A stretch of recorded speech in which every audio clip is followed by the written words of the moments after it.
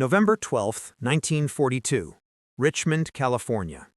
A massive cargo vessel, 441 feet long and weighing over 28,490,000 pounds, stood poised to slide into the cool waters of San Francisco Bay through the gates of Permanente Metals Corporation, Yard Number 2. What made this moment historic wasn't just the ship's size, it was the speed of its creation.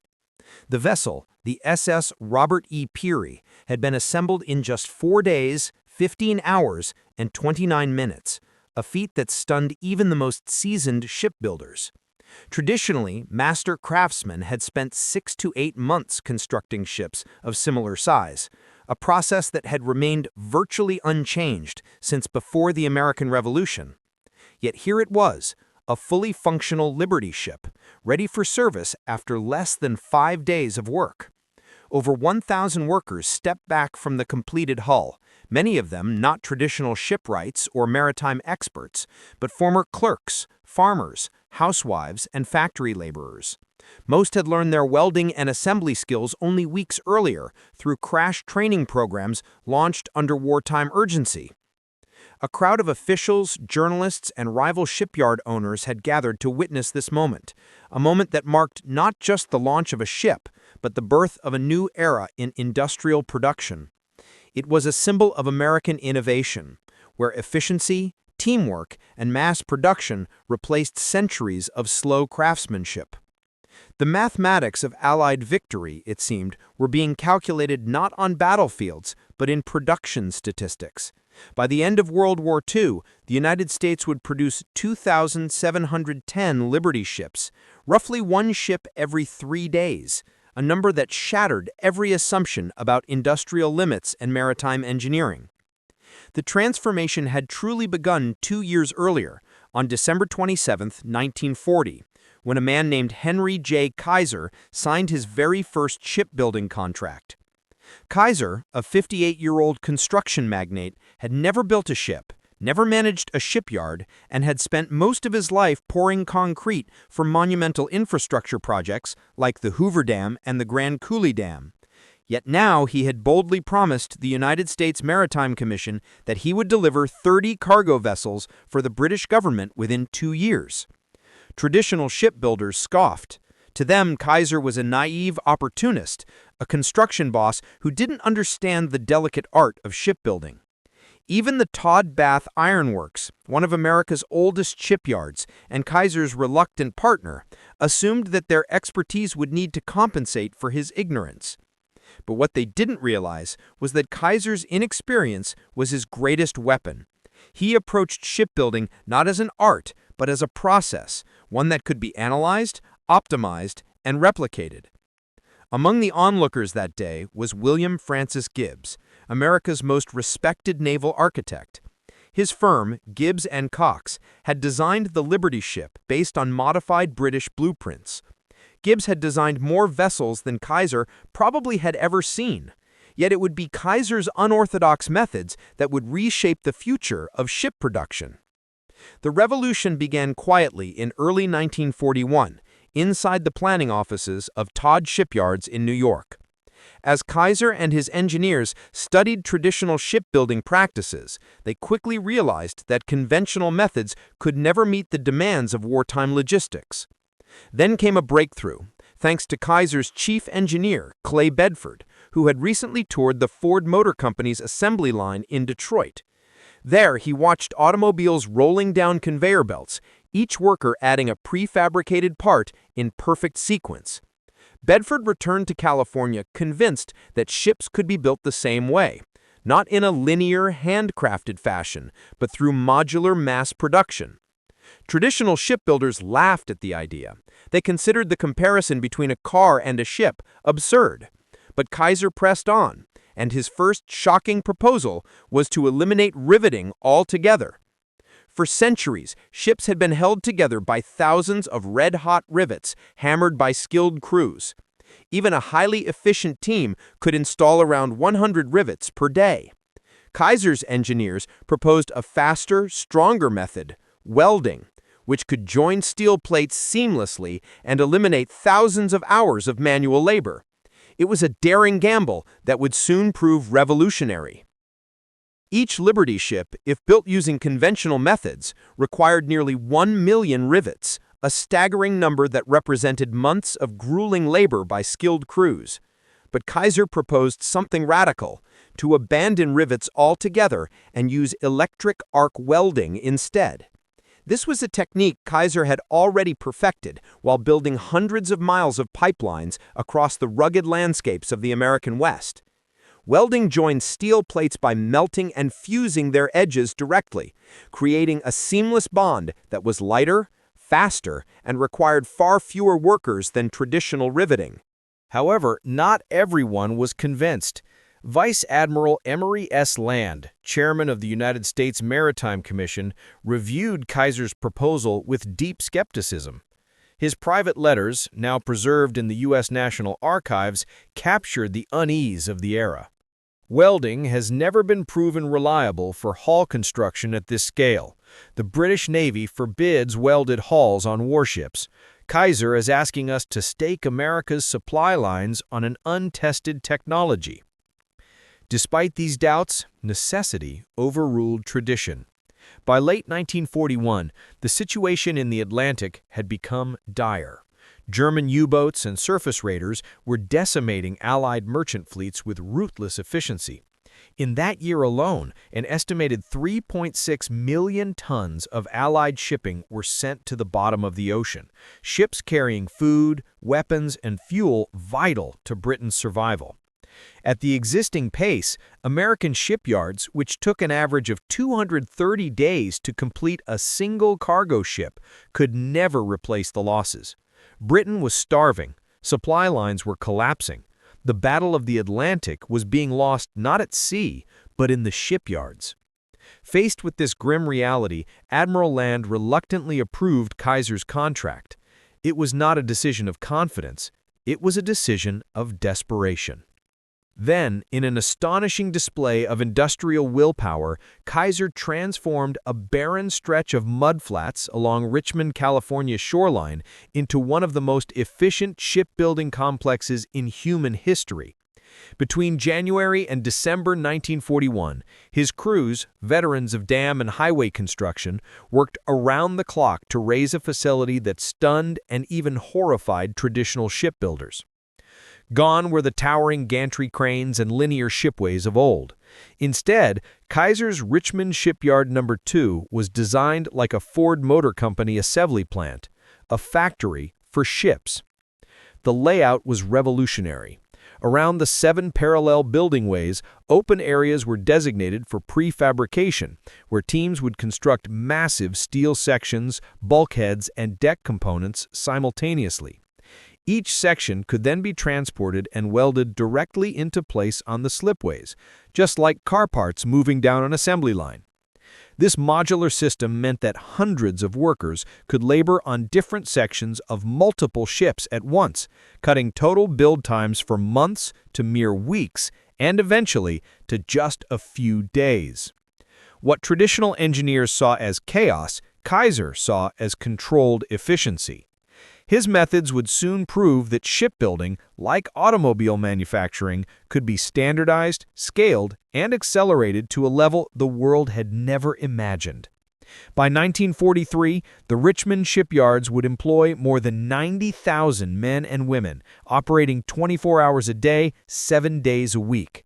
Each facility could launch a Liberty ship every 4 days, a production rhythm that would ultimately turn the tide of the war. Railroad tracks crisscrossed the sprawling Richmond facility, designed to transport massive prefabricated steel segments, some weighing up to 150 tons each. Every 100 feet, towering overhead cranes loomed over the shipways, capable of lifting entire ship segments with mechanical precision. In May 1941, John Riley, chief naval architect for Bethlehem Steel Corporation and a veteran of over 30 years in shipbuilding, arrived at the Richmond yard for an inspection. His confidential report, later declassified, captured both his professional skepticism and reluctant admiration. Kaiser has violated every principle of efficient shipyard design I have learned in 3 decades.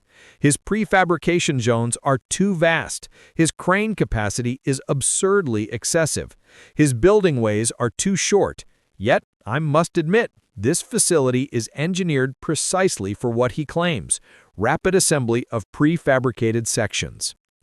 Despite criticism from industry veterans, Kaiser's vision was taking form, an industrial ecosystem built for speed rather than tradition.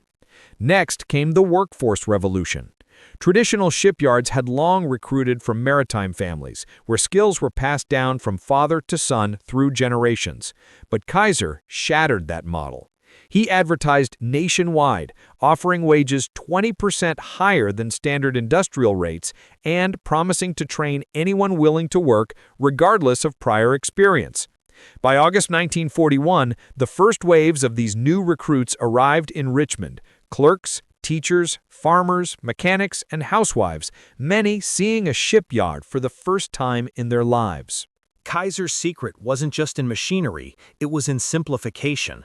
Borrowing principles directly from automobile assembly lines, he broke complex shipbuilding tasks into small, repeatable operations that could be mastered quickly. By October 1941, over 10,000 workers were employed at the Richmond yards, yet fewer than 200 had any prior maritime experience. Traditional welders spent 4 years as apprentices mastering their trade. Kaiser's instructors reduced that learning curve to just 2 weeks. Workers didn't need to know how to weld everything. They only needed to perfect one type of weld: the vertical seams on bulkheads, or the horizontal joints on deck plates, or the curved lines of the hull. Each became an expert in one motion, repeated hundreds of times a day. The result was industrial alchemy. As experience accumulated, ship construction times began to plummet. The first Liberty ship built at Richmond took 197 days to complete. The second required 169 days. The fifth was done in 128 days, and the 10th in just 97 days. By spring 1942, the average completion time for a Liberty ship at Richmond had dropped to 70 days, a number that sent shockwaves through the shipbuilding community. Traditional yards, manned by highly skilled craftsmen, suddenly found themselves outpaced by an army of untrained civilians armed with welding torches and a new way of thinking. The power of prefabrication, once mocked as naive, had proven unstoppable.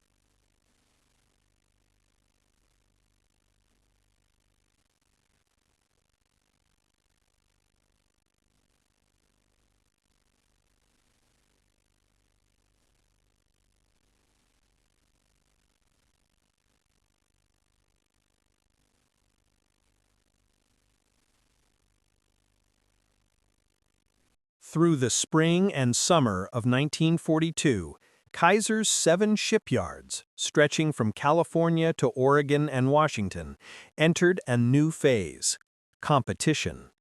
His son, Edgar Kaiser, served as vice president and general manager, overseeing all Kaiser shipyards, with particular focus on the Oregon Shipbuilding Corporation in Portland. Meanwhile, Clay Bedford commanded operations at the Richmond yards in California. Both men were fiercely driven, and soon their friendly rivalry became the stuff of legend.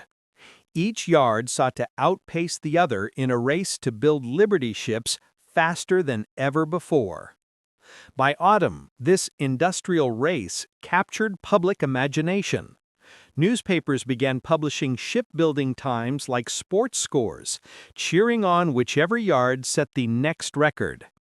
In September 1942, the Oregon Shipbuilding Corporation stunned the nation by completing the SS Joseph N. Teal in just 10 days, an accomplishment that seemed almost impossible. Vice Admiral Vickery eventually intervened, ordering the speed competition to end, calling it a stunt that risked quality and distracted from long-term production targets. But by then, the race had already achieved its purpose.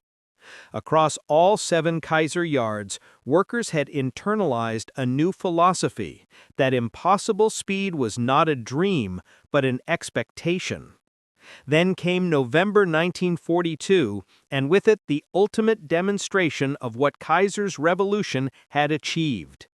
At Richmond Shipyard No. 2, workers gathered around the towering hull of a newly completed vessel. Her name was the SS Robert E. Peary. Built from keel laying to launch in just 4 days, 15 hours and 29 minutes, she embodied everything Henry J. Kaiser had promised and everything the skeptics said could never be done. That ship's launch wasn't merely a record, it was a declaration that American ingenuity, ordinary workers, and industrial innovation could reshape the very physics of war. Within a few short years, Kaiser's Liberty ships would carry 2/3 of all Allied cargo across the Atlantic, transporting over 130 million tons of supplies that sustained armies, rebuilt nations, and ultimately helped win the war. From the mudflats of Richmond to the ports of Europe, the echo of that revolution could still be heard, in the sound of hammers, the flash of welding arcs, and the undeniable truth that speed, simplicity, and courage had changed the world forever. When Vice Admiral Emory S. Land visited the Richmond shipyards to inspect production progress, he made an offhand remark to a group of journalists, a comment that would ignite a historic challenge. He praised the remarkable improvements in Liberty ship construction, but added almost casually, "Even with these advances, shipbuilding still lags far behind the speed of mass production in other industries." Nearby, Clay Bedford, Kaiser's chief engineer and the man responsible for Richmond Yard No. 2, overheard the remark. To him, it wasn't criticism, it was a dare. Moments later, Bedford approached the admiral and proposed an audacious idea. Richmond Yard No. 2 would attempt to build an entire Liberty ship, from keel laying to launch, in under 10 days, cutting the existing record of the Joseph N. Teal in half. Admiral Land, skeptical but intrigued, agreed on one condition: "You may proceed, provided it does not disrupt your normal production schedule." The challenge was accepted. Bedford selected hull number 47 for the attempt. The ship would be named the SS Robert E. Peary. At 1 minute past midnight on Sunday, November 8, 1942, construction began. Over 1,000 workers, operating in 3 meticulously coordinated shifts, set out to achieve what most believed was impossible: This would be the ultimate test of Henry Kaiser's prefabrication system, the moment where theory, speed, and precision met under the lights of a 24-hour shipyard. Every major component of the Robert E. Peary had already been fabricated, inspected, and staged before the keel even touched the building ways. The bow section, comprising over 50 prefabricated subassemblies, was fully welded, fitted with anchor systems, chain lockers, and forward crew quarters. The stern section arrived complete with steering gear, propeller shaft, and aft living spaces already installed. 4 enormous cargo holds, each a steel structure weighing tens of tons, were prepared and lifted into position by the yard's massive cranes. At the heart of the ship, the engine, a 140-ton triple-expansion steam power plant built by Joshua Hendy Ironworks in Sunnyvale, California, had been mounted on its foundation frame and fully tested before leaving the factory. In traditional shipyards, such work would have taken months of sequential construction. In Richmond, it was reduced to days through the power of simultaneous modular assembly. By the 4th day, the impossible began to take shape. The hull was complete, the engine installed, deck houses mounted, cargo hold secured, and steering gear fitted. Then, on Thursday, November 12, 1942, at exactly 3:30 p.m., before a crowd of thousands, the SS Robert E. Peary slid gracefully down the launching rails into the blue waters of San Francisco Bay. From keel laying to launch, the total construction time was 4 days, 15 hours, and 29 minutes, a record so extreme it bordered on myth. 3 days later, on November 15th, the Peary was officially delivered for service, fully outfitted, seaworthy, and ready for duty, just 7 days, 14 hours, and 32 minutes after her keel had been laid. The launch drew an audience of naval officers, shipyard executives, journalists, and factory workers from across America. Many had come expecting to witness a failure, a publicity stunt, a half-finished hull, or a vessel that looked complete but wasn't seaworthy. What they saw instead left them speechless. The SS Robert E. Peary was fully operational, requiring only minor finishing touches before joining the wartime fleet. Standing before the ship as newsreel cameras rolled, Vice Admiral Land addressed the crowd. His brief words, broadcast across the nation, captured a moment of profound transformation. We have seen today what American industry, organization, and determination can accomplish. The age of traditional shipbuilding is over. The age of production has begun. That single launch, born of a challenge, and built by ordinary workers, proved that speed and simplicity could triumph over centuries of tradition. Within months, the Richmond and Oregon shipyards were producing Liberty ships faster than the Axis could sink them. By war's end, Kaiser's yards had launched 1,490 vessels, a number that would help carry 130 million tons of cargo across the oceans, supplies that fed armies, rebuilt nations, and ensured victory. And it all began with one offhand comment, and a man bold enough to take it as a challenge. 6 months ago, Vice Admiral Emery Land admitted, "I would have called this impossible. For 3,000 years, shipbuilding wisdom said you cannot construct a proper vessel in 5 days. Henry Kaiser has just proven that traditional wisdom is obsolete." That single statement marked the death of an era. The United States Maritime Commission, once skeptical of Kaiser's methods, now mandated all contracted shipyards to adopt his techniques of welding, prefabrication, and parallel assembly. The psychological shock to traditional shipbuilders was immediate and profound. The same industry veterans who had mocked Kaiser as a naive outsider just 18 months earlier were now sending teams of engineers to study his methods at Richmond. In December 1942, the president of the New York Shipbuilding Corporation, one of America's oldest and most prestigious maritime firms, visited Richmond. His confidential report to his board of directors, later unearthed in the archives, captured the magnitude of the shift. Kaiser has achieved what our industry deemed impossible by refusing to accept our limitations. He treats shipbuilding as a manufacturing problem, not a craft. He simplifies where we seek perfection. He standardizes where we customize. He trains ordinary men and women to do in weeks what our master shipwrights take years to learn. The result? Ships built in 1/10 the time at 2/3 the cost. We must either adopt his methods or accept irrelevance. By early 1943, Kaiser's influence had reshaped American maritime production. Across 18 shipyards nationwide, Liberty ships were now being built with prefabricated sections and welded seams. Average construction time had fallen from 230 days to just 42 days by 1943. The United States was launching 3 Liberty ships per day, a rate that finally outpaced the destruction caused by German U-boats. For the first time in the war, the Allies were winning the Battle of the Atlantic not through combat, but through industrial speed. Yet perhaps Kaiser's greatest disruption was not mechanical, but social.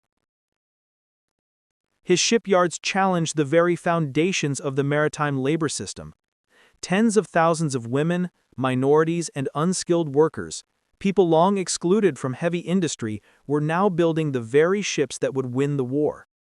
At peak production in 1944, Kaiser's 7 shipyards employed nearly 196,000 workers, of which over 40,000 were women, representing 27% of the Richmond workforce, an unprecedented figure in wartime America. The 3 Northwestern Kaiser yards alone employed over 31,000 women, many of whom became the iconic Rosie the Riveters of the Pacific Coast. Meanwhile, African American workers, once confined to menial roles, now filled critical positions: welders, fitters, crane operators, and even supervisors. In an age when segregation still dominated much of American life, Kaiser's shipyards became a microcosm of industrial democracy, proving that skill could be taught and excellence could come from any background. This democratization of labor redefined modern manufacturing philosophy. Kaiser had proved that complexity could be conquered not by elite expertise, but by organized, trained, and motivated ordinary people. That spirit was vividly displayed during Christmas of 1943. While traditional shipyards paused production for the holiday, Kaiser's facilities kept running, but not as sweatshops. They became festivals of gratitude and unity. At Richmond, management provided full Christmas dinners, turkey, ham, and all the trimmings served free in the cafeterias for on-shift workers. Local churches sent choirs and carolers, and the Richmond Municipal Band performed for the night crews. Henry Kaiser himself walked the lines, shaking hands, thanking welders, riveters, and machinists, every worker who made his vision real. By mid-1944, Kaiser's 7 shipyards had produced more than 800 Liberty ships, while across America, a total of 2,400 had been launched under his system. The new Victory ships, larger, faster successors to the Liberty design, were constructed using the same principles. Between 1941 and 1945, the United States produced over 5,500 merchant vessels totaling roughly 53 million tons of shipping, a logistical miracle unmatched in world history. Even the British, long masters of naval craftsmanship, were forced to acknowledge the scale of the transformation. Commander Joseph Kenworthy of the Royal Navy, assigned to the British Admiralty delegation in Washington, observed in a declassified 1980s report,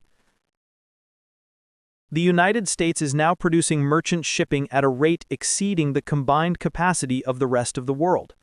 Kaiser alone produces more tonnage monthly than the entire British shipbuilding industry.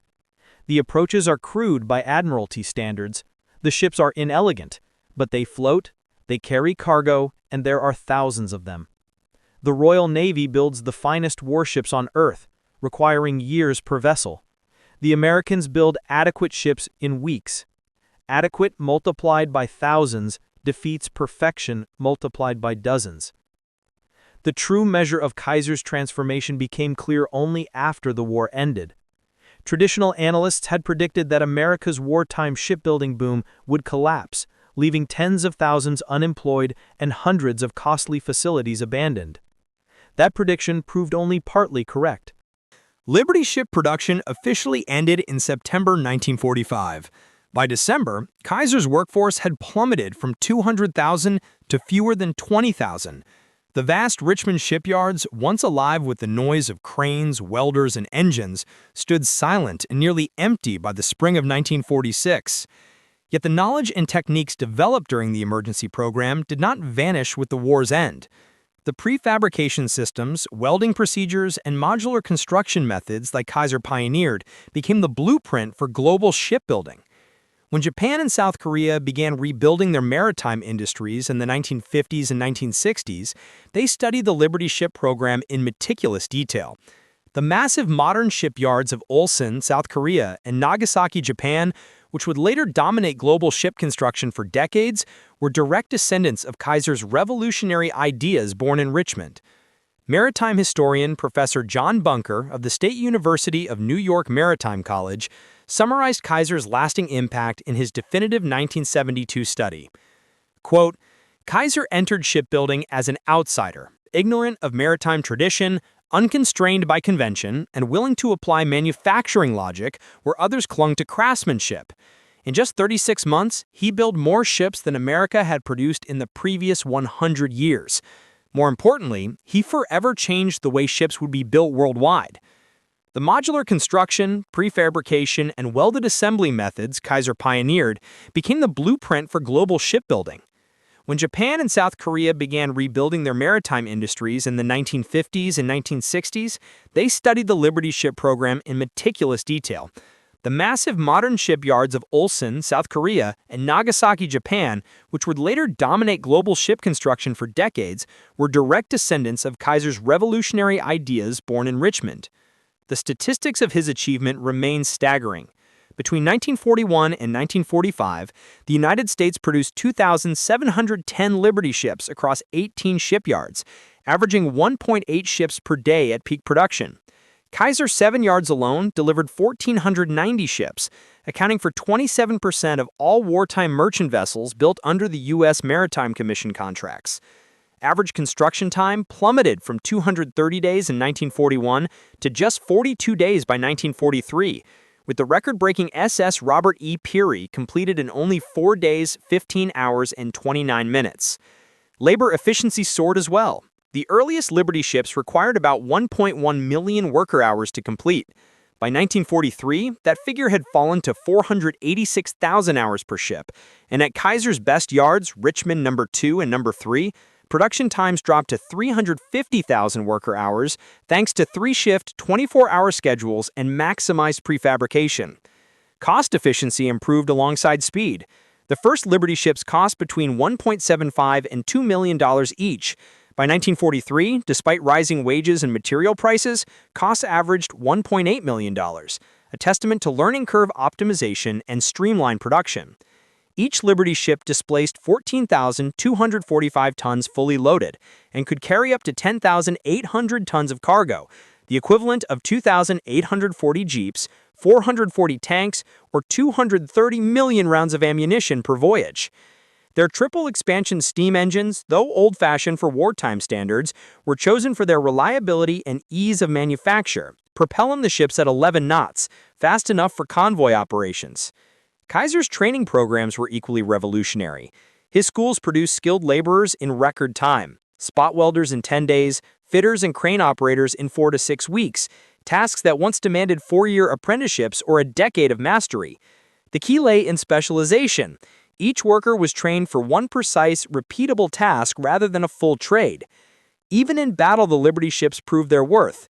Of the 2,710 built, approximately 200 were lost to enemy action, a loss rate of just 7.4%, remarkably low given their massive deployment across U-boat-infested waters. Concerns about welded construction, considered unproven at the time, were gradually silenced. Only 3 ships suffered complete structural failure from brittle fractures, just 0.11% of total production. Approximately 1,500 minor fractures were recorded fleet-wide, leading to rapid improvements in welding and steel quality by 1944. But the ultimate vindication came from the ships themselves. Designed as 5-year emergency vessels, many Liberty ships remained in service for decades. By the 1960s, hundreds were still carrying cargo under foreign flags, long after their original mission had ended. They had outlived the war that created them, and so had the vision of Henry J. Kaiser. He hadn't merely built ships, he had built a new industrial philosophy. Many Liberty ships remained in service for decades after World War II ended. The SS John W. Brown, built in 1942, remains operational as a museum ship in Baltimore as of 2024, marking 82 years of existence. Similarly, the SS Jeremiah O'Brien, also launched in 1942, has been preserved in San Francisco. Remarkably, it participated in the 50th anniversary of D-Day in 1994, sailing to Normandy under its own power after half a century. Another ship, the SS Hellas Liberty, serves as a static museum in Greece, standing as a testament to the durability of Kaiser's construction methods. Post-war records revealed that of the 2,510 Liberty ships that survived the war, around 835 continued commercial service through the 1960s, many sold to foreign companies that operated them well into the 1970s. The final Liberty ship build, the SS Albert M. Bow, launched on October 30, 1945, was later converted into a floating fish cannery named the Star of Kodiak. Sold for just $65,557 in 1964, it became landlocked as the headquarters of Trident Seafoods in Alaska, where it still exists, nearly 80 decades after construction. The economic ripple effects of the Liberty ship program were enormous. The immense demand for steel drove massive industrial expansion, especially on the U.S. West Coast. To meet this need, Kaiser constructed the Fontana Steel Mill in California, completed in 1942, 5 months ahead of schedule. Producing around 700,000 tons of steel annually, the mill established California as a steel-producing region for the first time. Kaiser's integrated war production also included magnesium and aluminum plants essential for bombs and aircraft manufacturing, turning his company into a self-sustaining industrial empire. This boom created new cities virtually overnight. Richmond, California exploded from a population of 23,000 in 1940 to over 100,000 by 1943, fueled entirely by shipyard employment. Kaiser also built Vanport City in Oregon to house shipyard workers, a city that briefly became Oregon's second largest, home to more than 40,000 residents. These boom towns, though temporary, demonstrated how focused industrial investment could transform entire regions. Kaiser's shipbuilding empire also pioneered modern healthcare innovation. To care for his vast workforce, he partnered with Dr. Sidney Garfield to create a prepaid healthcare program, a revolutionary concept at the time. This initiative evolved into Kaiser Permanente, one of the largest health maintenance organizations, HMOs, in the United States. What began as an emergency wartime medical system grew to serve over 12 million members by the 21st century, shaping the future of American healthcare. The social impact of Kaiser's program was equally transformative. Thousands of women and minorities found skilled employment in shipyards, opportunities that were previously unimaginable. These experiences opened lifelong career paths and permanently altered America's industrial workforce. Technologically, the Liberty Ship program had a lasting influence far beyond shipbuilding. The welding techniques refined under wartime conditions became standard in structural steel construction, oil refineries, and pressure vessel manufacturing. Likewise, prefabrication and modular construction techniques pioneered at Richmond revolutionized industries such as housing, bridge construction, and large-scale infrastructure projects. Academia later recognized Kaiser's achievements as foundational to modern industrial management. Professor Michael Porter of Harvard Business School, in his 1985 study on American competitiveness, identified the Liberty Ship program as a landmark in rapid capability development. The program demonstrated that industrial capacity is not fixed, but can be created quickly when necessity demands it.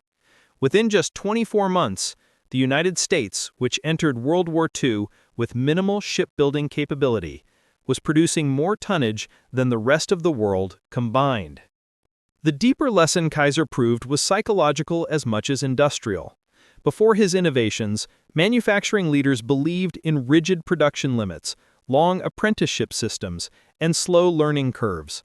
Kaiser shattered those beliefs by showing that ordinary workers, when properly trained and organized, could achieve extraordinary results.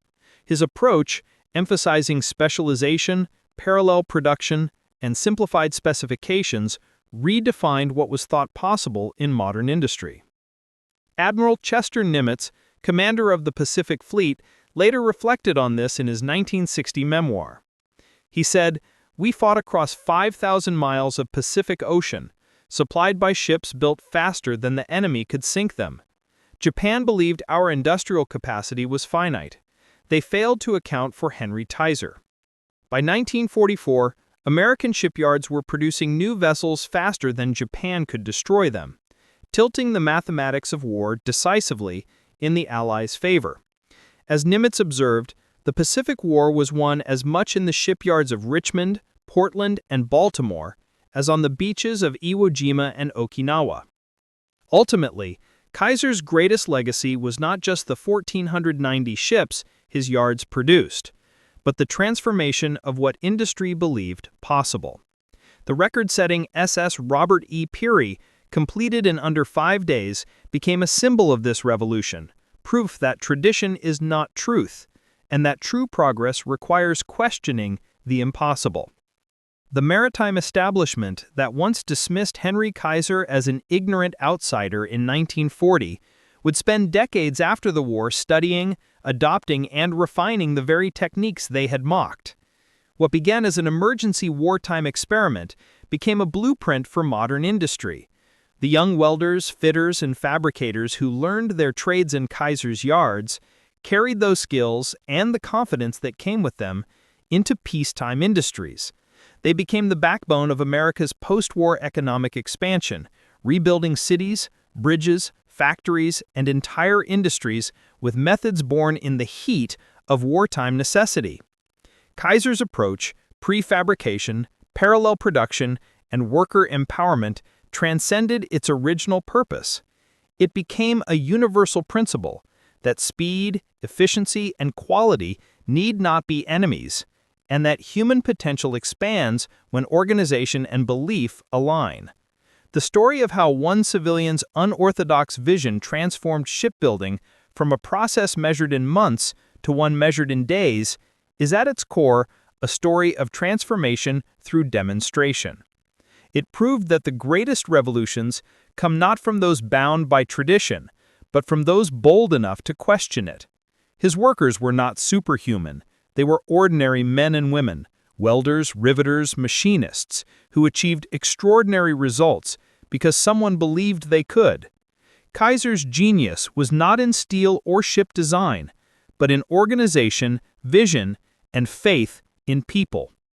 He built systems that allowed ordinary individuals to perform miracles of production. The 2,710 Liberty ships his yards produced stand as proof of what happens when human potential is properly organized, trained, and trusted. Today, most Liberty ships are gone, scrapped, sunk, or resting silently on ocean floors. Yet their legacy endures in every modern shipyard, in every assembly line, and in every training program that teaches focused skills quickly instead of requiring years of rigid apprenticeship. Their spirit lives in every manager or engineer who asks whether impossible truly means impossible or simply means no one has figured out how yet. That is Henry Kaiser's enduring gift to the world, a legacy not carved in steel, but in understanding. He proved that the limits of industry are not physical, but psychological, boundaries drawn by imagination rather than material. From December 1940, when he signed his first shipbuilding contract, knowing nothing about maritime construction, to November 1942, when the Robert E. Peary launched after less than 5 days of assembly, to September 1945, when the final Liberty ship slid down the ways, Kaiser rewrote the definition of what was possible. In just 4 years, 2,710 Liberty ships carried not only cargo across the world's oceans, but also a message that still echoes through every era of innovation. Human ingenuity, when freed from tradition and empowered by necessity, can achieve the impossible. That truth, born in the shipyards of Richmond, Oregon, and Washington, remains as relevant today as it was in 1942. The Liberty ships may be gone, but the revolution they represented still sails on, carried forward in every factory, every workshop, and every dream that dares to challenge the limits of what the world believes can be done.